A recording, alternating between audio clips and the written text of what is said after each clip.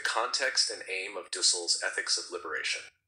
Enrique Dussel's Ethics of Liberation in the Age of Globalization and Exclusion, 1998, is one of the most influential works in contemporary Latin American philosophy and critical theory. Written as a continuation of his earlier philosophy of liberation, 1977, this monumental text articulates a comprehensive ethical framework aimed at confronting oppression, colonialism, and systemic injustice within modernity. Dussel develops what he calls a material, critical, and liberatory ethics, an ethics grounded not in abstract principles, but in the lived suffering of the oppressed and excluded peoples of the world. At its core, Ethics of Liberation represents both a critique of Eurocentric modern ethics, from Kant to Habermas and Levinas, and a constructive alternative based on the experience of the victims of global capitalist systems. Dussel's project is philosophical and political, to articulate the ethical foundation of a truly plural, post-colonial, and just world order. He situates this task within the globalized world of the late 20th century, where neoliberalism and technological domination have intensified inequality, marginalization, and ecological destruction. From modernity to transmodernity. Dussel begins by reinterpreting the history of modernity from a decolonial perspective. Modernity, he argues, did not arise as a purely European process of rational enlightenment, as claimed by philosophers such as Hegel or Habermas.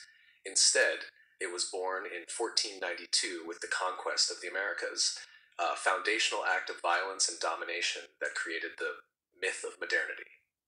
According to Dussel, this myth presents Europe as the self-appointed center of rationality and progress, while other peoples are defined as barbaric, irrational, or backward. The Enlightenment's ideals of freedom and equality were universal in discourse but exclusionary in practice. The wealth and power of modernity were built upon colonial exploitation, slavery, and genocide. Thus, modernity's ethical discourse, whether in Kant's deontological universalism or Habermas's communicative rationality, remains complicit with structures of exclusion. Dussel calls for a transmodern ethics, one that goes beyond modernity by incorporating the voices and experiences of those whom modernity has silenced. Transmodernity is not anti-modern, but post-Eurocentric. It envisions a global dialogue where multiple cultural and ethical traditions can coexist on an equal footing. The critique of modern ethical systems. Dussel's Ethics of Liberation systematically critiques the major ethical paradigms of Western thought. 1. Kantian ethics. Dussel acknowledges Kant's attempt to establish a universal moral law based on autonomy and respect for persons. However, he criticizes Kant's abstraction from material and historical conditions. Kant's categorical imperative assumes a rational subject detached from social structures, thereby ignoring the reality of poverty, dependency, and exclusion. For Dussel, ethics must begin not from abstract reason, but from the material life of concrete human beings. 2. Utilitarianism. Likewise, utilitarianism fails because it treats individuals as bearers of quantifiable preferences rather than as subjects with dignity. By maximizing aggregate happiness, utilitarianism can justify exploitation if it benefits the majority, a logic that mirrors colonial domination and capitalist accumulation. For 3. Discourse ethics, Habermas Appel. Dussel engages deeply with Jürgen Habermas and Karl Otto Appel, whose discourse ethics emphasizes the moral validity of norms grounded in rational communication. He appreciates their dialogical approach, but contends that their ideal speech situation presupposes equality that does not exist in reality. The oppressed are excluded from the very communicative spaces where norms are determined. Therefore, before dialogue can occur, there must be liberation from structures of domination. 4. Levinasian ethics. Emmanuel Levinas's notion of responsibility before the face of the other profoundly influences Dussel. Yet, Dussel insists that Levinas's other remains abstract. The ethical call of the other must be grounded in the historical face of the poor, the colonized, the woman, the racialized subject. For Dussel, the face of the oppressed is the origin of ethical obligation. These critiques converge in Dussel's central insight. Ethics cannot begin with autonomous rationality or universal procedures, but must start with the cry of the victim. Moral philosophy must respond to the suffering of real, embodied others who are excluded from the benefits of modernity. The material principle of ethics. Dussel proposes a material ethical principle as the foundation of his liberatory ethics. This principle states that moral action must always promote the reproduction and flourishing of human life in community. In other words, what is good is what affirms and sustains life. What is evil is what destroys or negates it. This material principle contrasts sharply with formal ethics, like Kant's, which focus on intention or procedure rather than consequences for life. For Dussel, ethics is first and foremost about the preservation and well-being of living subjects, especially those whose lives are threatened by hunger, poverty, or violence. He emphasizes that life here is not biological survival alone, but the fullness of life, a dignified existence that includes cultural, spiritual, ecological, and political dimensions.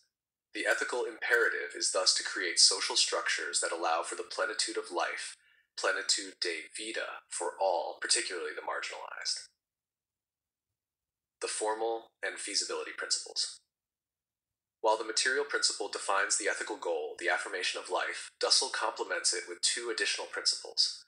One, the formal principle. Inspired by Habermas, this principle requires that ethical decisions be justified through open, rational dialogue among all affected parties. However, Dussel reinterprets it from a liberationist standpoint. Dialogue must include those historically excluded, the poor, the colonized, women, indigenous peoples, and workers. The process of deliberation must itself be liberating. 2. The feasibility principle. This principle addresses the practical dimension of ethics. An ethical norm must not only be good in principle, but also historically feasible. Dussel warns against utopian ideals detached from real possibilities. Ethical transformation must be achievable through concrete praxis that changes unjust structures without reproducing domination. Together, these three principles form an integral ethical system: the material, life-affirming; the formal, democratic and dialogical; and the feasibility, practical and historical. V. Liberation and praxis. For Dussel, ethics is inseparable from praxis, the concrete struggle for liberation. Philosophy cannot remain contemplative. It must be a critical instrument for transforming reality. The moral subject is not a detached individual, but a participant in collective struggles against oppression.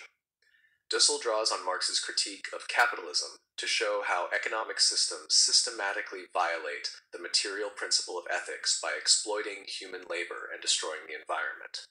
The capitalist system prioritizes accumulation over life, leading to death, inequality, and ecological crisis.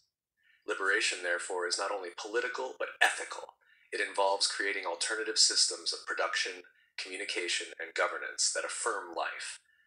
Dussel envisions a community of life where human beings coexist in reciprocity and solidarity with each other and with nature. This community transcends the nation-state and Eurocentric civilization, aiming for a planetary ethics rooted in justice and sustainability. The victim as the ethical foundation. One of Dussel's most original contributions is his ethics from the perspective of the victim. The victim is not merely an object of compassion, but the source of moral truth. The oppressed person, by experiencing the effects of injustice, reveals the ethical limits of existing systems. The cry of the victim functions as the first moral fact. It exposes the violence hidden within institutions and ideologies. Listening to this cry is the beginning of ethical consciousness. Dussel thus replaces Descartes' "I think, therefore I am" with "they suffer, therefore I am responsible." This inversion transforms philosophy into a practice of listening to alterity.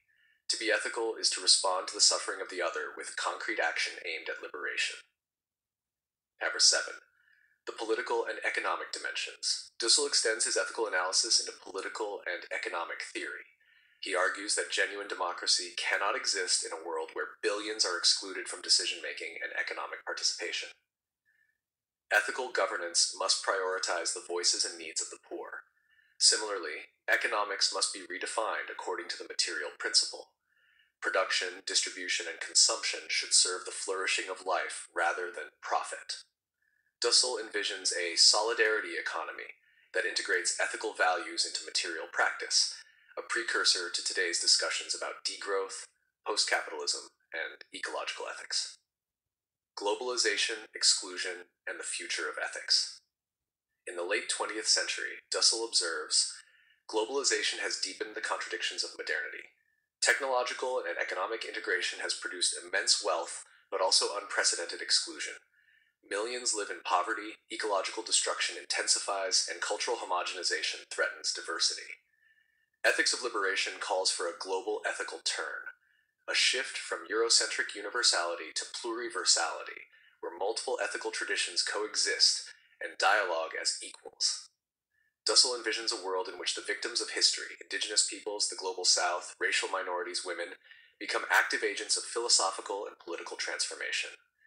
This planetary ethic of liberation requires humility from the West and courage from the oppressed. It challenges philosophy itself to decolonize, to listen, to learn, and to co-create a future beyond domination.